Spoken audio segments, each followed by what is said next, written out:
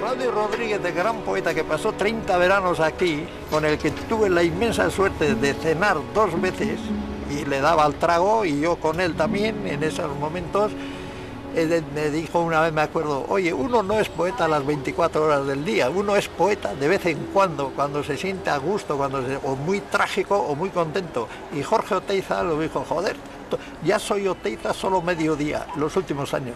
Y al final me dijo, solo soy Oteiza 10 minutos al día. Esa es la inspiración.